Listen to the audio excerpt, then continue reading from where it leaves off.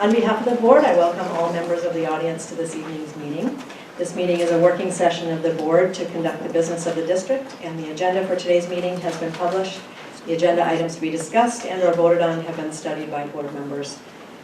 I will introduce the people here on the dais with me. To my far left is Recording Secretary Cindy Benson, Superintendent Larry Francois, board members Amy Cass, Sandy Hayes, Dawn McCravey, and Kimberly D'Angelo.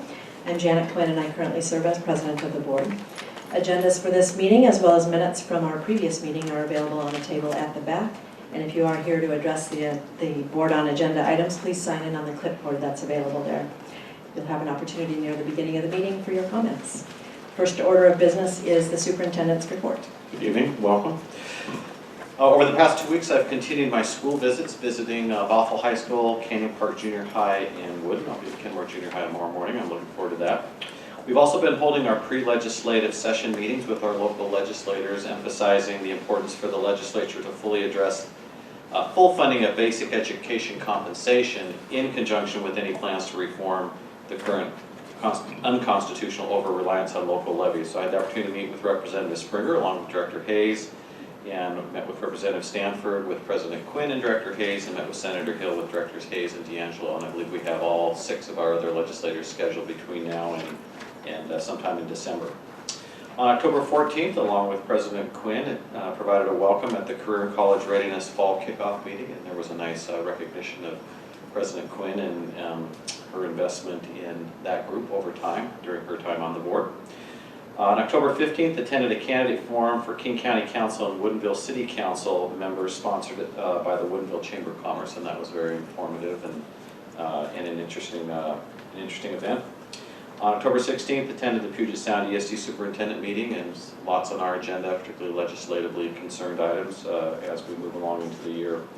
On October 19th, along with Assistant Superintendent Heather Miller, I presented at the PTSA Connections Lunch, providing updates to current district initiatives, state-funded full-day kindergarten, and then Heather provided an update on the work of the middle school grade reconfiguration task force. This was a really well-attended lunch, and Directors Hayes and Cass were able to attend that as well. Later in the evening on October 19th, Director Hayes and I attended the Senate Education and Listening Tour. So they are conducting a series of listening tours across the state in most of, I believe all of the ESD regions across the state. We had a good turnout of close to 20 legislators, and it wasn't just senators. There were members of the House there as well. There was a panel comprised of representatives from the ESD, WASA, AWSP, it was excellent, PTA, WEA, and PSC, who addressed legislators on the topic of full funding of basic education for the McCleary decision. There were, I'd say, approximately 300 people in attendance was the estimate that I heard. 64 signed up to speak, and the legislators did extend their meeting time for 90 minutes to allow everyone to speak who wished to do so, although Director Hayes and I didn't stick around for all 64 of those comments. On October 20th, along with the rest of the board, attended the Wellington School Improvement Visit. Special thanks to Wellington Principal Bill Bagnall and Wellington Teacher and Administrative Intern Sarah Albertson for providing an informative overview of Wellington's performance and improvements efforts. And I would just like to recognize former Director Todd Banks, who's here, who's sort of the godfather of our school improvement visits. So nice to see you. As always, I truly enjoyed and appreciated the opportunity to be welcomed into classrooms to see teaching and learning firsthand. It's always a treat.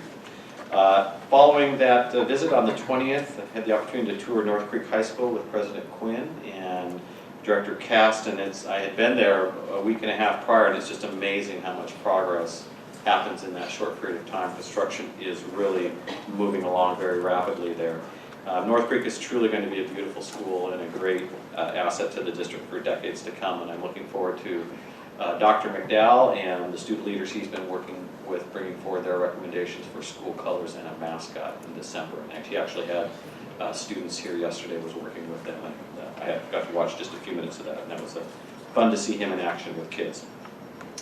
On October 21st, attended the annual Spaghetti Bowl breakfast hosted by North Shore Kiwanis, and as is tradition, coaches Bainter and Badley spoke about their teams, their players, and their seasons, and I wish both of them a fair and hard-fought game this Friday. We'll see who comes out on top.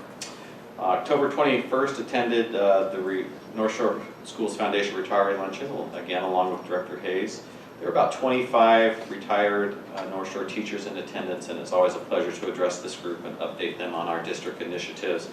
And many of these retirees continue to remain highly involved and impactful, both as community members and leaders and as volunteers.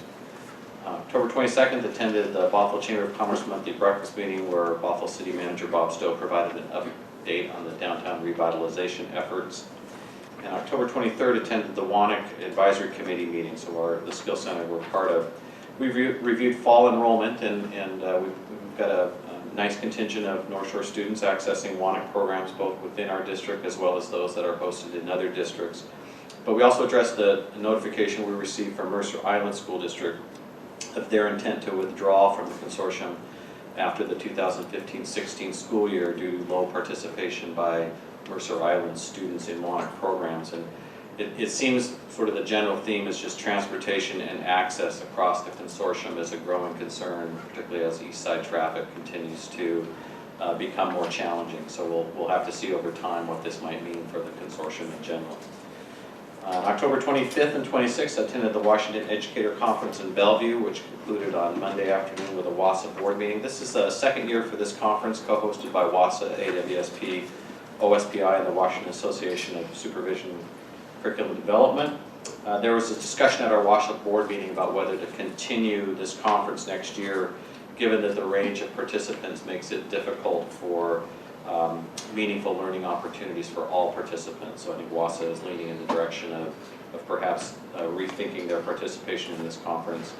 At our WASA board meeting, we were highlighting focus on education during the month of November, which has been a several-year tradition of WASA, encouraging districts to connect with their local legislators, as we are doing, and their communities on what is working well in public education. There was also much discussion on expectations or lack thereof for the upcoming legislative session.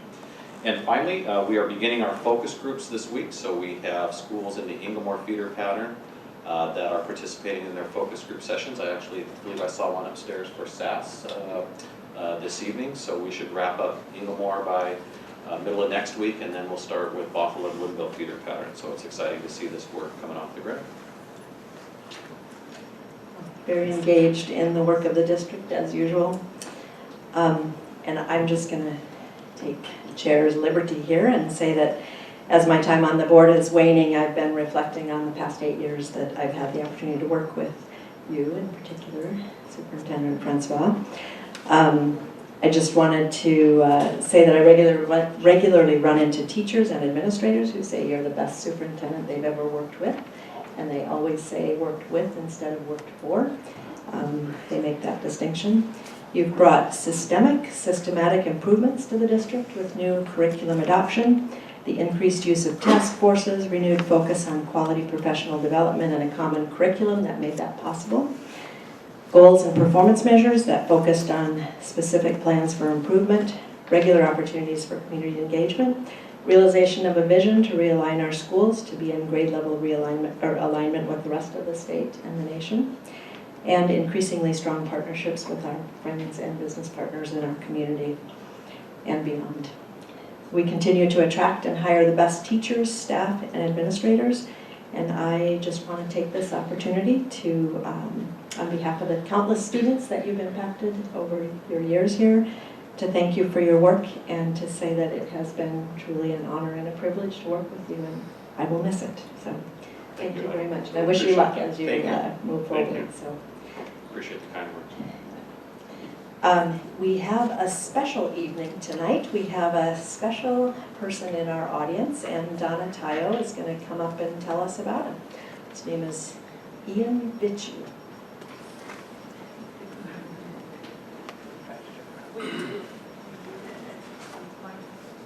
So again, those of you that have been in the audience enough times in the last 4 or 5 months, we've had, I think Ian's our 8th graduate from Grad Alliance.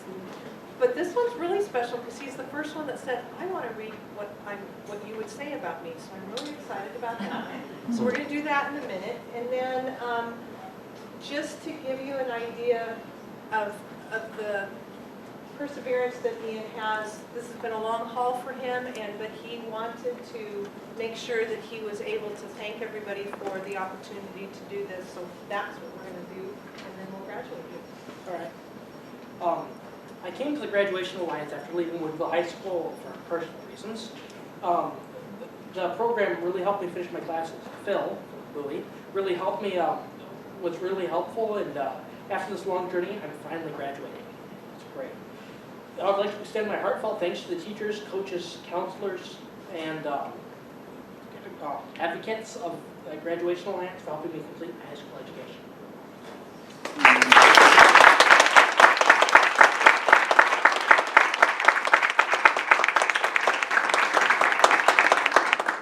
Now that I finished high school, I'm planning on heading to the Bellevue College, which is close to where I live, and we'll have programs that I'm interested in. So, Mr. Francois and School Board Administrators of the North Shore School District, I verify that Ian has met all the graduation requirements of North Shore School District and Grad Alliance. And Ian, you are now a graduate. Would you please turn your tassel?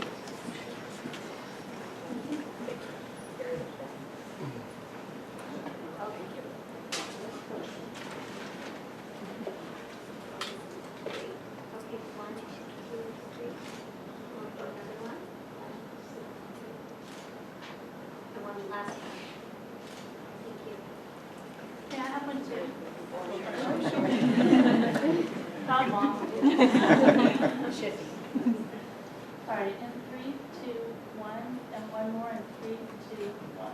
Thank you.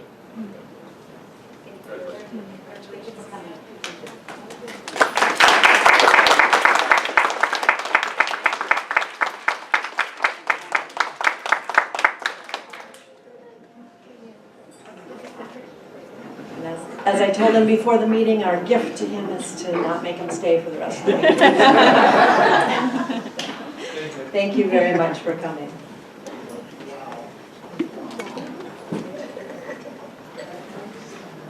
Always exciting to have a graduate in our midst.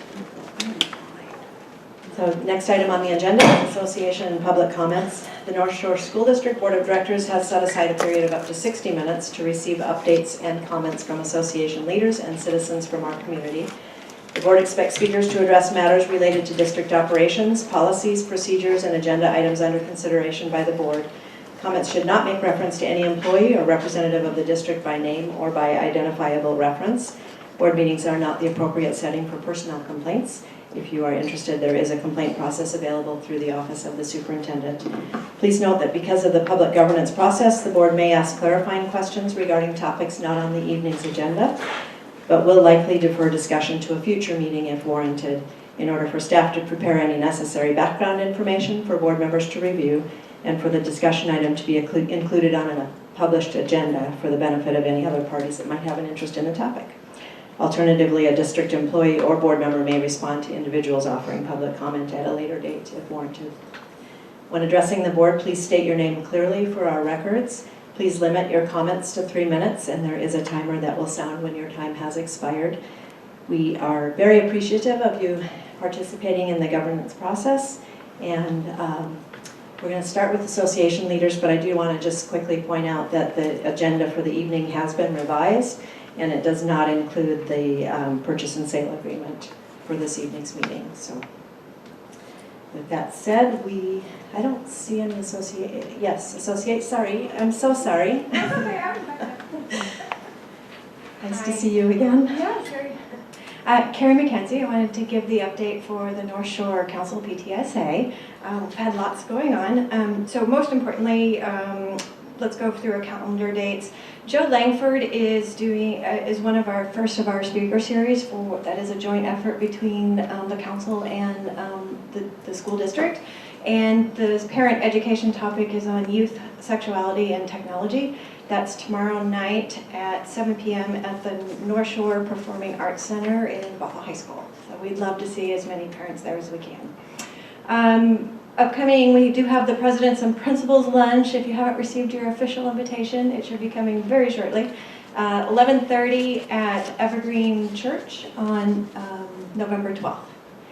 And something near and dear to my heart, this weekend we had the PTA, Washington State PTA, had its Ledge Assembly.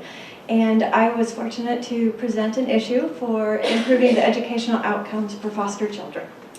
To give you an idea, foster children graduate less than 50% as opposed to 78% at the state average, and less than 4% go to college versus 28% for the state average.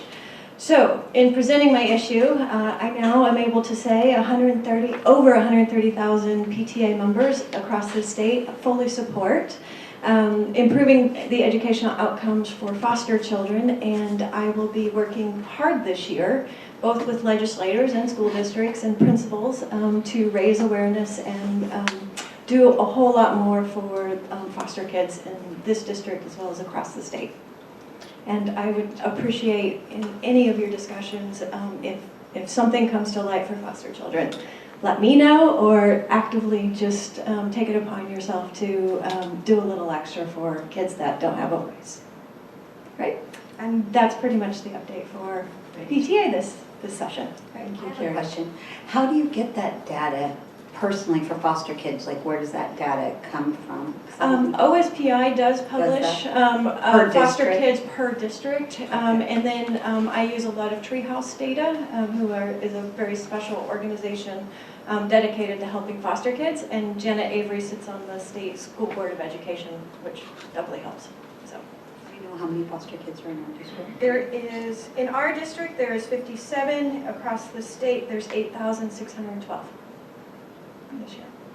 And I personally want to thank Dawn and Sandy for all of your help this weekend at the presenting and of course the after party too.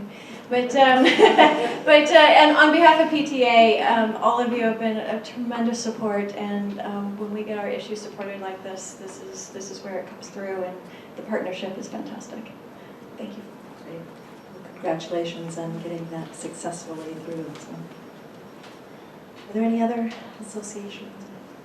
So, all right, we will move to the public comments, and our first on the list is Angie Hancock.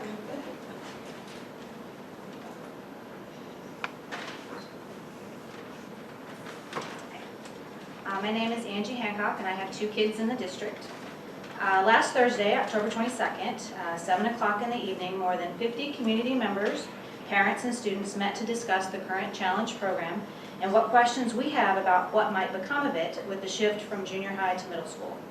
Several concerned parents presented their own research on a variety of topics, including how the current self-select challenge program works and what kind of students choose it, an investigation of the district's proposal to give challenge curriculum to all in a heterogeneous mixed ability classroom, and the problems with the district's research, struggling learners and how they might be affected by the challenge for all model, and equity versus equality, and how giving every student the same thing is not the same as giving every student what they need. These topics generated many questions and concerns from the room along the way and well into the evening. We wrote these ideas down on several large pieces of paper and brought them with us tonight. Read them in. Some of the questions and comments included: 1, do behavioral problems and bullying decrease in heterogeneous classrooms or increase? Number 2, will the district be exploring many options of how to go from a junior high to a middle school, or will they just be looking at one option proposed by one organization? 3, is it truly beneficial to either child to have the high ability learner teach the struggling learner in a mixed ability classroom?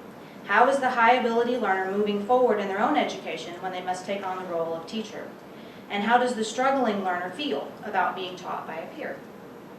Number 4, contrary to what some believe, not all general ed students are struggling learners with behavioral problems. Most are capable students who know what pace works for them and have chosen to opt out of challenge for one or more subjects. 5, what happens if the district implements challenge curriculum for all and some students are unable to keep up? What supports will be put in place to help those students who are no longer able to opt out of challenge? Number 6, why are there not more low-income kids in challenge? What is the district doing to encourage more underrepresented kids to take high-cap programs like challenge? 7, how will we support the emotional needs of kids in the new middle schools? And number 8, what problem is the district trying to fix by eliminating the challenge program? If challenge is eliminated, what measure of success will they use to determine if they fix this problem? These are just a few of the questions and concerns stated by community members attending this discussion. These are questions we expect the district to be asking while studying middle school models. When the district does their due diligence and finds their own answers, we expect them to communicate those answers to the community, parents, students, and to the school board. We look forward to hearing those answers. And if you're here to support challenge, please stand up. Thank you. Ranji. Susan Cobb.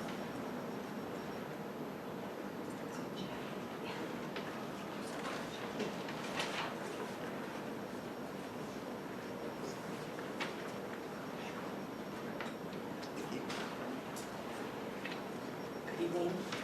My name is Susan Cobb. I'm a parent of an elementary school student in the North Shore School District. I'm here to speak on the challenge issue. When talking to other parents about this issue, the first question they ask is why. Why the middle school grade reconfiguration task force is considering eliminating the current self-select challenge program in favor of one-size-fits-all classrooms. Is there data that shows that the challenge program isn't serving students well? If so, the district hasn't shared it. The district absolutely needs to address the question of why, otherwise it appears to be courting change for change's sake. Last week, we learned that the district recently engaged the University of Washington to independently research middle school instructional grouping. This is a good thing. However, rather than simply identifying one or more alternative models to the current challenge program, the district should, number 1, clearly define the problem it is trying to fix. Number 2, provide compelling data proving that the problem exists.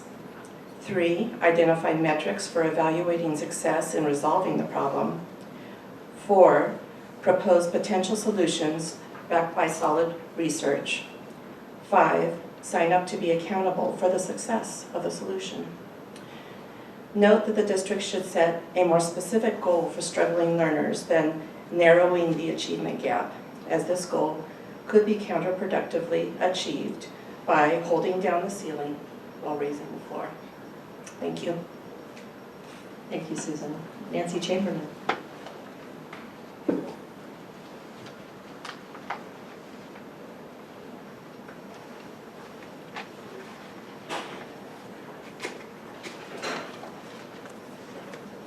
Good evening. I'm Dr. Nancy Chamberlain, and I want to expand on the ideas that Susan Cobb expressed in her testimony. Specifically, what is it about our current academic model in junior high that is not working, that we would scrap the challenge program? Let's look at the program to see if it is meeting the goals that were set for it. And the next half of the page is directly from the district website. The Board of Directors has adopted 4 goals to guide the district's ongoing improvement efforts. The junior high challenge program has been developed in response to Goal 1, student achievement and success at grades pre-kindergarten through 12 and beyond. The specific performance measures focusing district efforts to provide a more rigorous curriculum for all students are, and it lists 5 specific performance measures. The Junior High Challenge program was created by you. Each of you has taken at least 1 vote to either create it or to expand it. You set the performance measures to assess whether it is working. So let's look at those together. On page 3 is the district scorecard, which can be found at scorecard.nsd.org. I have marked the 5 performance measures listed above and highlighted the 4 that have significantly increased from the baseline year, which is when the challenge program was instituted, which is 2010. As you can see, the percentage of students completing Algebra 1 by the end of 8th grade rose from 32% to 49% in the first year and has remained there, and that is a 50% increase. To assess the other performance measures, you need to compare the baseline to 2013-14, for these are the 12th graders that would have been 9th graders and had 1 year in the challenge program.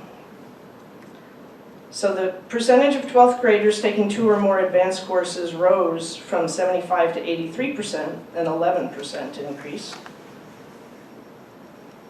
The percentage of 12th graders taking advanced math coursework went from 63 to 71%, a 13% increase. And the percentage of 12th graders meeting minimum college entrance requirements rose from 55 to 60%, a 9% increase. The one metric that involves SAT and ACT test scores was unchanged.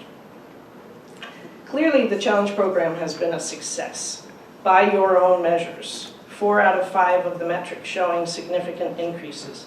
The school board should be commended for this foresight to approve this program in 2010 and its expansion in subsequent years. Thank you, Nancy. Austina Devonte?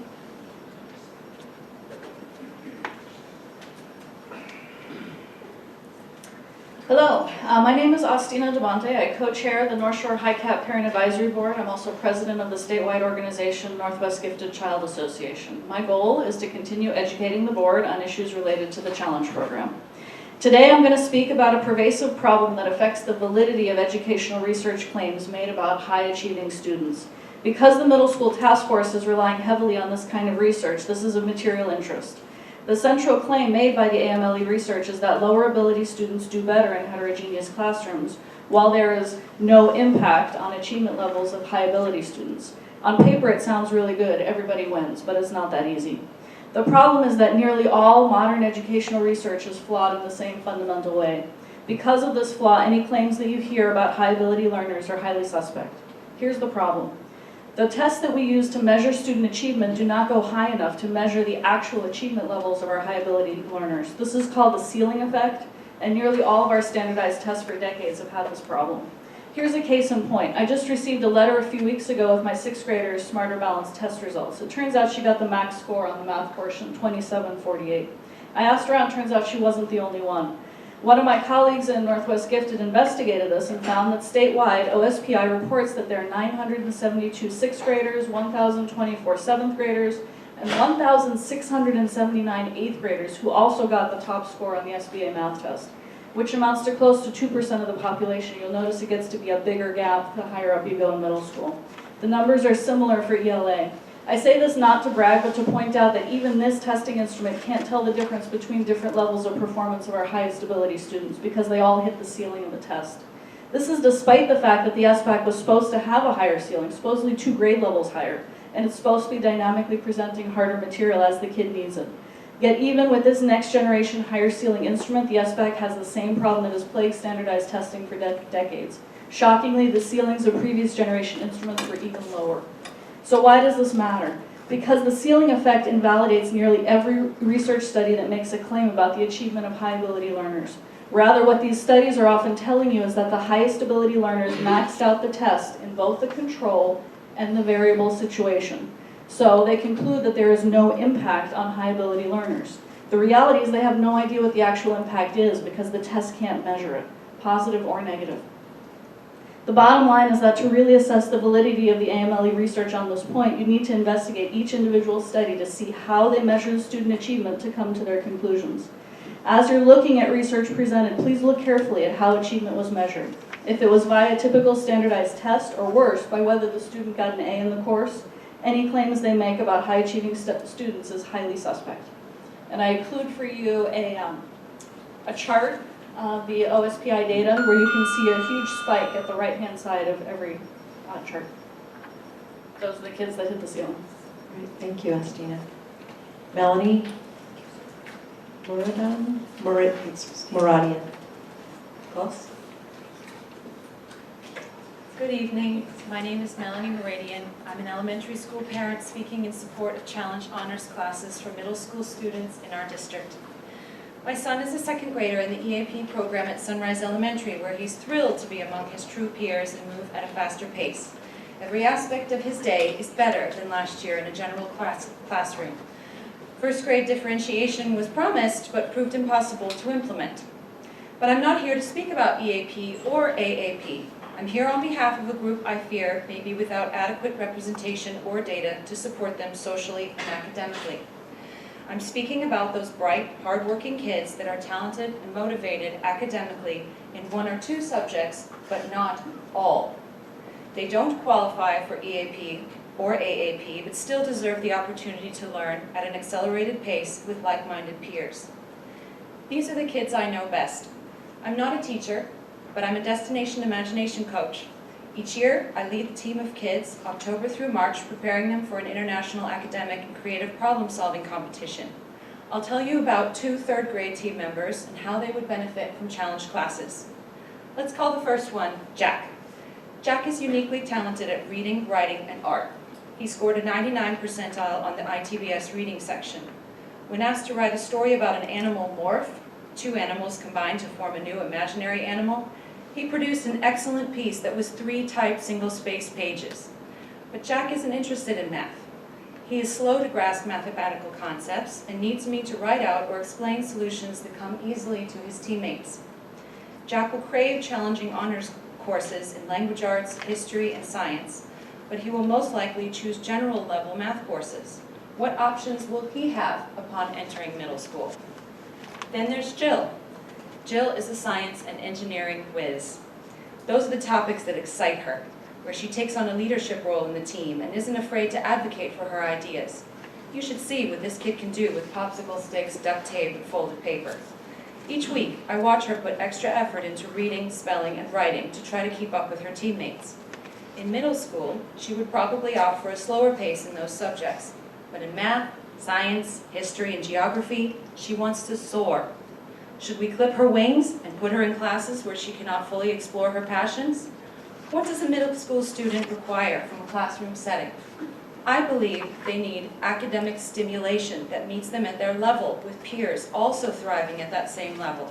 They need teachers, mentors, and friends who get them. They're searching for their place, their identity. These interests and talents are a big part of what makes them unique. The bright, curious, hardworking kids in our district need our support in equal measure to those who are struggling. Thank you for your consideration of these special kids. Thank you. Linda Gray.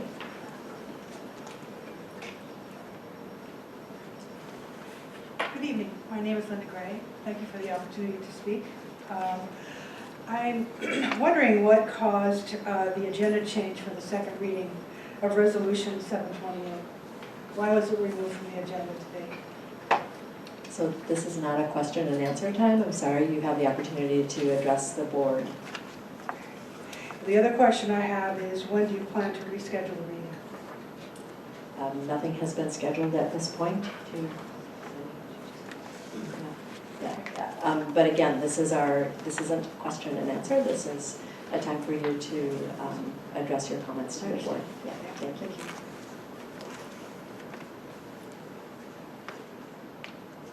Did you have comments to share? I was wondering why it was taken off the agenda. Other than that, I mean, did you come with comments? Okay, thank you. Ken Smith.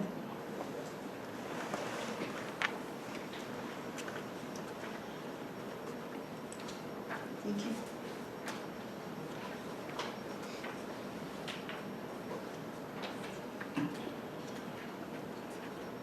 Hi, I'm Ken Smith. I'm a spokesperson for the North Shore Citizens for Transparency.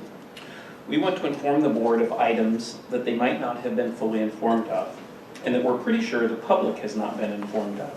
We believe the board would like to know this information in order to make thoughtful decisions.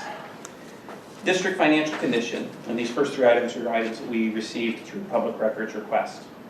and the debt load warning from the auditor. You have all recently inquired about the district's financial condition. NSD used to get a report from the state auditor, and if you go to page 5, you'll see that in 2011, the district was paying over 20% of all of its operating dollars for principal and interest and received a warning from the state auditor. That means in that year, if you had $5, 4 went to operations, 1 went to debt. The average in the state was about $4.70 going to programs and 30 cents going to debt. Audit exit items are the next item, and NCT is uncertain whether you have discussed these with independent professionals. The third item is Capital Projects Fund. We received the public records request, and several of the emails have been completely blacked out. So we don't know what is going on due to attorney-client privilege, and it doesn't make sense to us why there would be attorney-client privilege related to your capital facilities plan. Number 2, as a reminder from the budget hearing on August 11th, 2015, you asked for a detailed list of the $145 million capital projects budget. This happened at minute 12:45 of the linked video, the second video. We do not believe that this has been provided to you. We don't believe it's been provided to the public. It might have been provided to you, and we're wondering if you received that. Item number 3, as of today, the NSD website says, and I quote, "The school board has approved the pursuit of funding through a 2018 bond measure for construction of school facilities on the Maltby site. We do not recall seeing a resolution seeking formal board approval of such a bond measure for 2018. There seems to be more than sufficient cash in the capital projects fund today to pay for the construction of a new elementary school on the Maltby site." Todd. Sorry, that's pretty terrible. Isn't holding over $180 million in cash excessive and costly? And this is on pages 2 and 6 near the end. 3C, has the board sought an analysis of the interest cost of holding excess cash in capital projects fund? Back in May 26, 2015, we shared an estimate that the excess interest could be costing you over $2 million a year, or at least $22 million in the past 2 years. Excess interest is money that is lost forever, with no benefit to the district or to the students. Thank you. Thank you. Todd Banks. Alarm going off. I'll make my off for you. Sorry about that. Your alarm was just a little premature. I'm breaking all kinds. I was going to break one more rule, if that's okay. You're not supposed to name names, but I was going to just try it one time. I'm here tonight to express my appreciation and gratitude for all the service of Janet and Dar and all the years that you've been doing this. And it's not an easy job, and it can be a thankless job, but I think that you've continually kept our district great, and I keep hearing lots of wonderful things about the administration, and it's in large part because of your leadership and guidance. And I just, on behalf of my 3 children and our family, just want to appreciate, say how thankful we are of all that you've done. So good luck in the things that you're both going to be moving on to, and look forward to hearing what you're doing.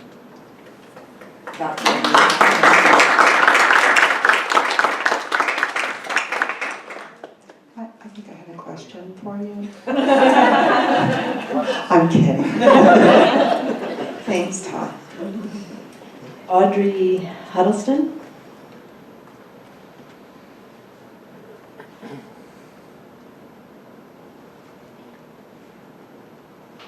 One from Kenmore. Am I just destroying the name? No? Okay. Denise Smith.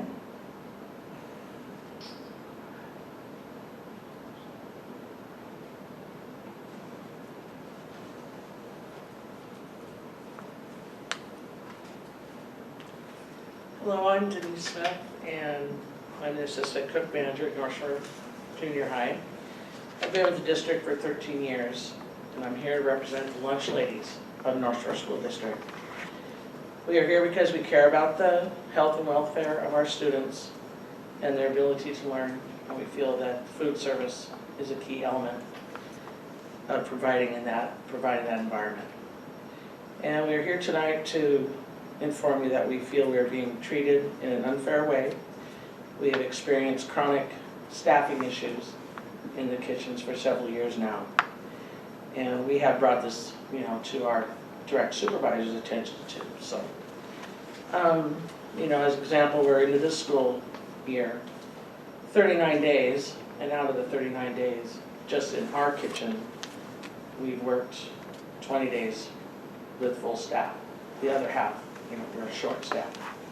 And we have to, work extra through our lunches. We're expected to work extra time to get the lunches out. And other examples, last year, there were 2 elementary school kitchens.